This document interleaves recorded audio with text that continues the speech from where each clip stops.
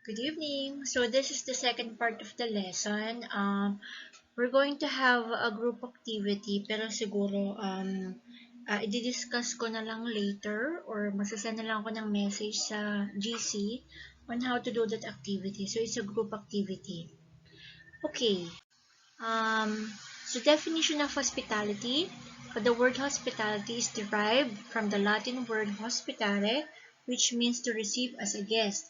This phrase implies that the host is prepared to meet a guest's basic requirements while the guest is away from home.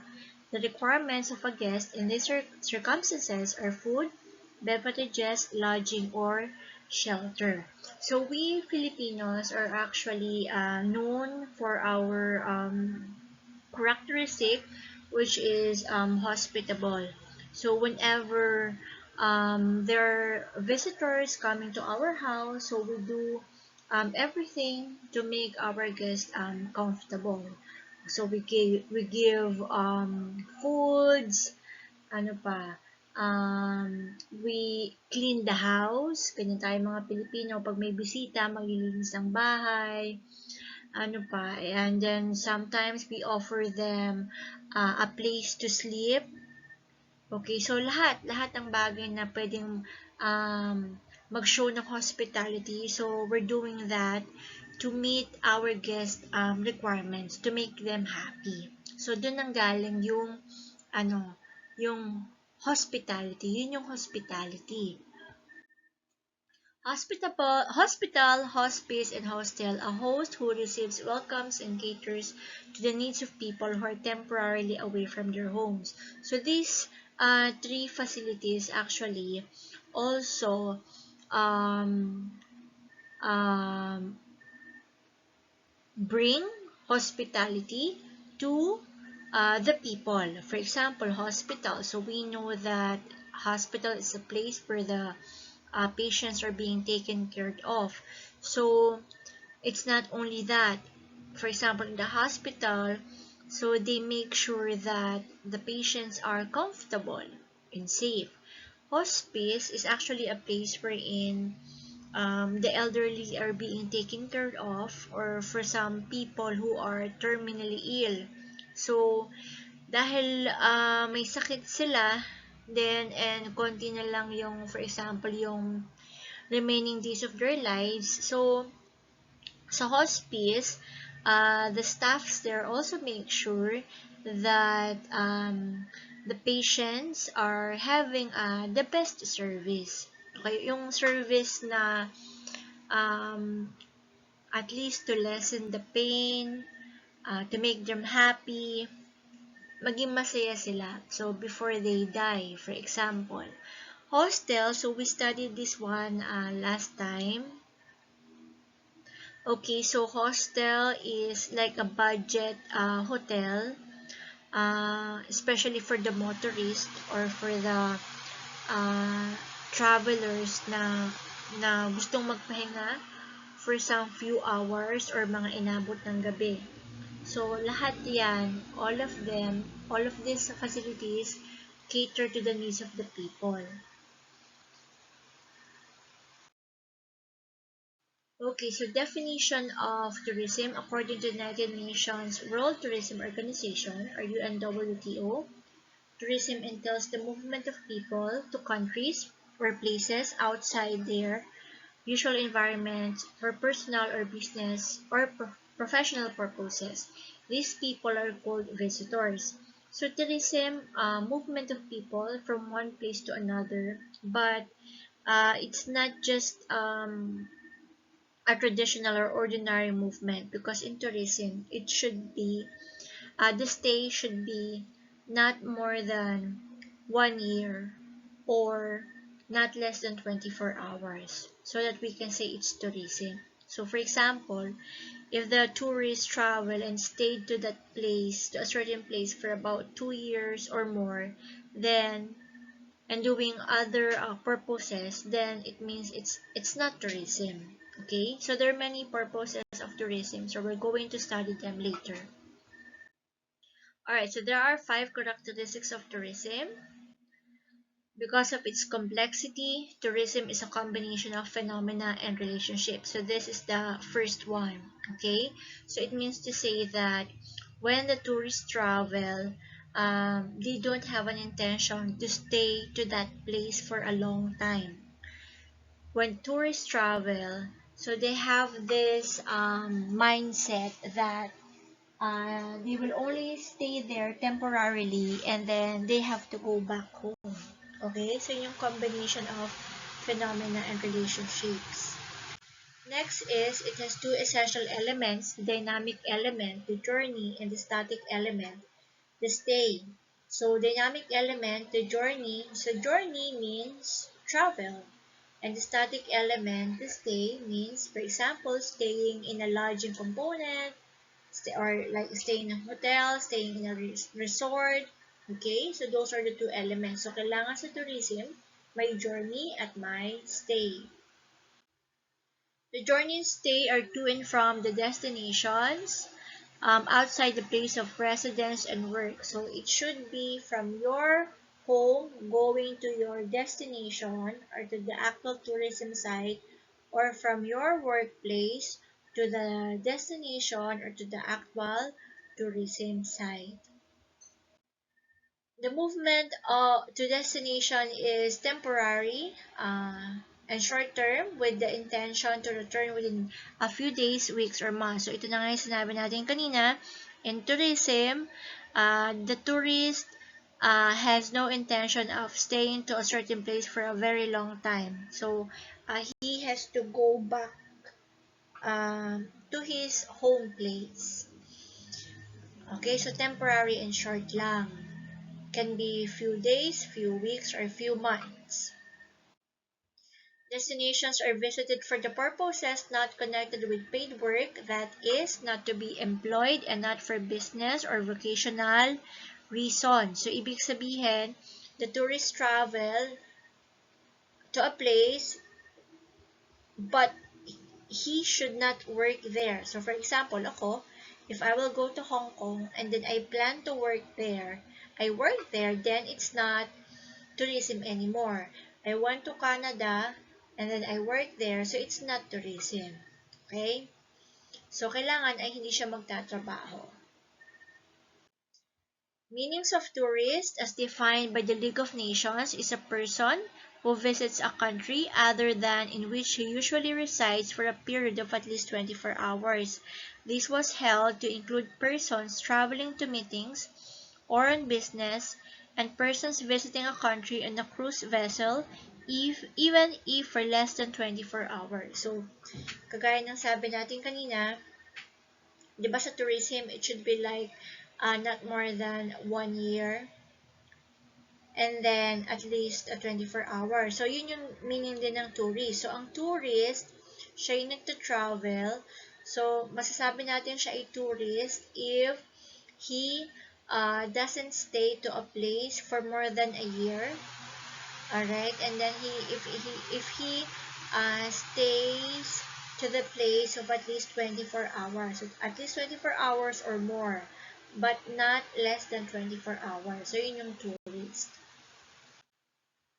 In 1963, a United Nations Conference on International Travel recommended a new definition of a visitor as any person visiting a country other than that of earning money. So this definition covers two classes of visitors, so tourists and excursionists. So these are the two classes of visitors. So tourists, again, like what we said, are temporary visitors staying at least 24 hours, whose purpose could be classified as recreation, religion, sport, holiday, health, study, and leisure. Okay, so the tourists travel because of recreation and leisure. So, for example, the tourists just want to enjoy, they just want to relax. Okay, that's recreation and leisure. They want to do some recreational activities, for example, like hiking, mountain climbing, paragliding, skydiving. Okay, so yung mga recreational activities. Religion, so a tourist travel because of religion. For example, they want to visit Thailand to see some monk. For example, yung mga monghe, alright, or maybe they want to visit Jerusalem, as Israel, specifically Jerusalem, because Jerusalem is the place where Jesus Christ was born. So that's religion also. Sport is, for example, visiting other countries to watch Olympic Games. For example, in Paris next year. So that's another purpose. Holiday is, for example, the tourist wants to spend Christmas in the US. So that's holiday. Study if they want to do some short courses, for example, cooking classes. Okay, so that's study. Health is, we have what we call the medical and wellness tourism. So, sa medical tourism, so people travel because they are sick, they are ill, and then they want to get treated. They want to undergo operation to get healed. So wellness naman, people are not sick, but they want to travel because they want to maintain their um, well-being. For example, they want to go to Indonesia to have some yoga classes or meditation classes. So, yun yung mga reasons. Another one is business. Basically, attending a business meeting. Alright. Family, to see a family. They travel to see their family. Mission is, we have what we call now the volunteerism, wherein you travel because you want to do some mission. For example, if you're a doctor, you can do a medical mission, and that's free to a certain area in a country. What else? For example, in a certain country, they had an earthquake, and then a lot of communities have been affected. So, ikaw, you can go there as a volunteer. You can do some missionary work or charity works.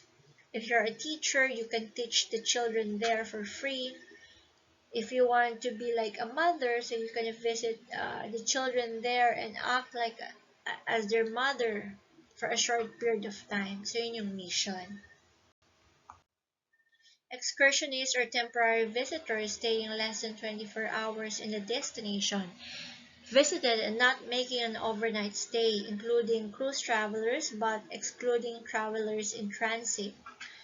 Okay, excursionists, for example, you will go to Cebu in the morning and then you will go home again at night, so less than 24 hours. So you will just ride the plane, maybe 1 hour or 1.5 travel, and then uuwi ka rin. So hindi ka magstay doon ng more than 24 hours. It should be less than 24 hours. So yun yung tinatawag natin excursionist. Pero hindi kasama yung mga travelers in transit. When you say travelers in transit, for example, you will go to US and then there is a layover or stopover in Singapore. So your stay in Singapore, you will stay in Singapore for quite few hours. So you will not be called as excursionist. So hindi kasama yung mga travelers in transit. So there are four elements of travel. So distance, length of stay at the destination, purpose of travel, and nature of the tour. The distance between local travel or traveling within a person's home, community, and non-local travel away from home. It excludes commuting to and from work and change of residence. So, simple lang. When you say distance, when you go to Hong Kong, so from Philippines to Hong Kong, for example, halimbawa lang for example, mga 8,000 miles, yung distance from Philippines to Hong Kong. So that's what we call the distance, okay? Miles. Length of stay, so two categories. It should be at least one overnight stay or 24 hours, or do not stay at least 24 hours, so less than 24 hours. So yun yung dalawang klase ng length of stay sa tourism, overnight or at least 24 hours or more, and less than 24 hours. Purpose of travel. So these are the reasons why the tourists travel. So visiting friends and relatives, conventions, seminars and meetings, business, outdoor recreation, for example, hunting, fishing, boating and camping, entertainment, sightseeing, theater and sports, personal, family, medical, funeral, wedding, and others. Okay, so there are four natures of a tour. So the first one is domestic tourism, travel taken within the boundaries of one's country. So in domestic tourism, the tourists travel within one's country. For example, I'm in Baguio. I will go to Cebu, so that's domestic tourism. Or from um, Palawan to Bicol. Okay, so that's the domestic tourism. So within the country. International tourism, a travel from one territory or country to the other. Okay, so from one country to another. So for example, from Philippines to Spain, from Japan to Korea, from the US to Italy, from Canada to Germany. Okay, so yun yung international tourism. Alright, package tour. Tour segments are bought in an all-inclusive price. Individual price of these elements cannot be determined by the buyer himself. Last time I have told you that a tour package is being created by the tour operator, di ba? So, when you say package tour, all in na siya. For example, you're going to Hong Kong, you have a package tour. That package tour cost about 20,000 pesos in peso. So the inclusion would be the airfare, Cebu Pacific, back and forth, the hotels where you will stay there. Also included in the package would be the places to go, for example, and the activities. For example, visiting the Disneyland in Ocean Park, some restaurants to eat, yung mga stop by. So, nandun lahat. Yun yung package tour. Andun lahat. So, hindi mo alam how much yung individual price ng isang element. Independent tour, buying tour segments separately from one or more suppliers. So, ito naman, for example, you will purchase your ticket through sabihin natin, from Cathay Pacific. Okay, and then you will book a hotel through the Expedia.com or Booking.com. Okay, and then yung mga recreational activities, magbabayad ka sa Klook, yung Klook, Klook, through an app. So, for activities, ganun. So, independent or hiwa-hiwalay siya. Alright, so this is supposed to be a game, kaya lang hindi naman tayo nga nakapagklase. So, nature of a tour, so as you can see, this one is a domestic tourism. From Palawan to Bicol. This one is international tourism from Hong Kong to Maldives. Alright, so four characteristics of tourist products. So number one, it is a service, an intangible item. It's largely psychological in its attraction. Product tends to vary in standard and quality over time. The supply of the product is fixed, so we're going to understand them one by one.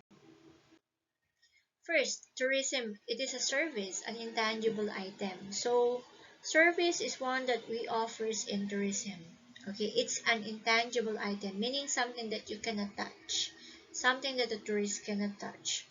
For example, okay, cannot touch, but the tourist can feel, the tourist can experience. Okay, so for example, when you're working in a restaurant, okay, when you serve the guest with foods, So it is an intangible item. When you're working as a front desk officer, you make a booking for the guest. Okay, so it's a service, it's an intangible item, something that the guest cannot touch. Ano pa? Service. For example, you're working in an airline, you're a flight attendant. Okay, so what service? You serve foods. You give what the tourists need. For example, blanket or anything that they need. So that's a service which is an intangible. Okay. Next, it is the temporary use of a strange environment plus the culture and heritage of the region in other intangible benefits such as the atmosphere and hospitality. So, tourism is largely psychological in its attraction. Okay, so for example, when ito kasi mga heritage site na yan, this beautiful environment, for example, they are called tourism products, okay? And then, those are also intangible, something that you cannot touch. But when you visit the place, you've learned a lot of things, you've experienced a lot of things. So, ang nagain mo is something psychological, something that you can feel, the convenience, the comfortability, an experience that is somewhat memorable, okay? That will actually uh, reside in your mind maybe forever, okay? So that's why we call it's psychological in its attraction. Something that the tourist can experience and feel. Okay, product tends to vary in standard and quality over time, so a package tour cannot be consistently of equal standard. For example, you are offering some recreational activities. So in March, it's summer, then we can say that the product is good. Okay, we can say that the guests can surely enjoy the activity because it's summer. Okay, but as says here, it tends to vary in standard and quality over time. So for example, in August, you're offering your recreational activity, but it's rainy season. So, of course, we know for a fact that it will not produce a standard in quality. Okay? So, magbabago. Alright, so yun yung ibig sabihin yan. Next is the supply of the product is fixed. So, we have the peak season and the lean season. Peak season, there is an increase in demand. For example, holidays. Lean season, there is a decrease in demand. Okay, so for example, hospital tuloy. Hotel rooms. Okay, hotel rooms. So during the peak season, we all know that a lot of people travel, a lot of tourists book some hotel rooms, diba? And then, sabi dito, the supply of the product is fixed. So even though it's peak season and there are a lot of customer or clients or guests, your product is fixed. You cannot add more hotel rooms that fast. Okay? Kung ano yung number ng hotel rooms mo, hanggang doon ka lang. Yun lang yung in-offer mo eh. Okay? So, wala mong gabago. So, fix yung product mo kahit na increase ang demand. During the lean season, so kukunti lang yung mga tourists. So, only few tourists will book. Meron kang 100 rooms ng hotel. So, you cannot change that. Your product is fixed. So, hindi mo pwedeng bawasan yung hotel room mo kasi andyan na yan. Okay, so even though konti lang yung book ng hotel, but your product is fixed. Even the resort, yung mga beaches, during the peak season, maraming gusto mag-swimming. Nag-over-tourism na, nagkaroon ng mass tourism. So, you cannot add more beaches to cater the needs of your guests, diba? Ganun din sa lean season, hindi mo pwedeng bawasan yung beach mo, yung resort mo, kasi nga, lean season. Okay? The product is fixed. Alright, so tourist destination. Tourist destination is the geographical unit where the tourist visits and stays. So when we say tourist destination, so these are the beautiful places that people usually visit. So for example, in the picture, so we have the Pyramid of Giza in Egypt. So it's a tourist destination. The middle one is the Eiffel Tower in Paris, and the third one is the Taj Mahal in India. So in the Philippines, we also have a lot of beautiful tourist destinations. Okay, so there are three basic factors where the success of tourist destination depends upon. So kailangan natin itong tatlong factors na to para maging successful yung isang tourist destination. So pag may kulang dito, we cannot assure the success of the tourist destination. The first one is attraction. So maybe site and event attractions are natural or man-made. So for example, sa attractions, natural, mga lakes, mountains, volcanoes, beaches, and yon. Man-made naman, mga museum. Oh, for example, in the Philippines, Banawe Rice Terraces, that's man-made. Ano pa ba? Some theme parks are also man-made. Amenities. Facilities include accommodation, food, local, transport, communications, and entertainment at the site. Na pag-aralan natin yung mga accommodation, food, local transport, entertainment, communications, amenities. Example of this now is sa hotel industry. We have what we call the concierge video chat or yung mga in-room tablet. Okay, part of communication. So each room has this one.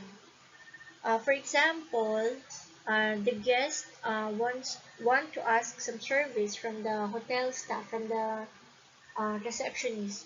So the guests don't need to go down sa reception area. So they just can do a video chat with the reception. So very easy, very convenient sa guest. Accessibility. So this is the third one, having regular and convenience of transport in terms of time, distance to the destination from the originating country at a reasonable price. Of course, the tourist destination should be accessible, madaling puntahan. There should have some local transport, public and private transport. But nowadays, accessibility is not really a problem anymore. It's not an issue kasi even if the tourist destination is quite far, the Filipinos, if they really want to go and visit that place, talagang pinupuntahan nila. Lalo na when they see that place in a social media, kahit malayo, talagang pinupuntahan nila. Okay, next, groups of tourist services. So number one is passenger transport, provides the means to reach a destination, public and private, domestic and international, land, sea, and air.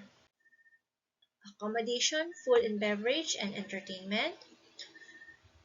Service provided by the travel agent and by the tour operator. Currency, so ito yung foreign exchange center. For example, when you travel to Japan, so syempre you have to change your currency, yung peso to yen. So that service is provided by the foreign exchange center. So part yun ng tourist services. Documentation, passport, visa, okay? So part din yan ng tourist services. Information, so sa mga hotel, sa mga shops, sa mga malls with recreation area, theme park, they have information services. Ito yung napagtatanungan ng mga tourists. Okay? They provide information to the tourists about the area. So, part yan ng tourist services. Sightseeing and shopping. Characteristics of tourism. The products of tourism are not used up, thus they do not exhaust the country's natural resources. For example, when you eat a burger, yung burger nauubos, 'di ba? Pero when you use the beach, ginamit mo yung beach, so hindi siya nauubos. Okay? Not used up. The tourism product is still there. Yan ang ibig sabihin yan. But of course, let us not forget that it is not used up, but sometimes with over-tourism or mass tourism, pag sobrang daming tao, na nagkakaroon siya ng madaming waste, di ba? It sometimes result to pollution. Okay, not used up pero nasisira. Like what happened to Boracay, di ba? It has been closed for about 6 months para malinis siya. Yun. Hindi siya na manage ng maayos. Okay, tourism is a labor-intensive industry. So it means to say na it's a kind of industry that needs a lot of laborers or employees or staff. So, syempre, kailangan marami. In that way, we're able to meet the demands of the tourist. Kung ano yung service na gusto nila. Tourism is people-oriented because with tourism, you meet a lot of people, you communicate with a lot of people, you get to know a lot of people, alright, when you travel. Tourism is multi-dimensional phenomenon. Multi-dimensional phenomenon, for example, in the picture. When you travel, you meet some people. And not only that, when you travel, you meet the people, you see a beautiful place, and then you also relax. Okay? So, maraming bagay ang pwede magawa with tourism. Like in one shot, marami kang pwede magawa. Meeting people, seeing beautiful places, relaxation, enjoyment. Okay? So, that's why it's called multi-dimensional phenomenon. Alright, tourist industry is seasonal. So, like what we said, meron tayong peak season and lean season. So, March, of course, summer. So, we expect that there will be a lot of visitors. So, more airline bookings, more hotel bookings, more resort bookings. August, rainy season. So, like peak season. So, less hotel bookings, less resort bookings, less flight bookings.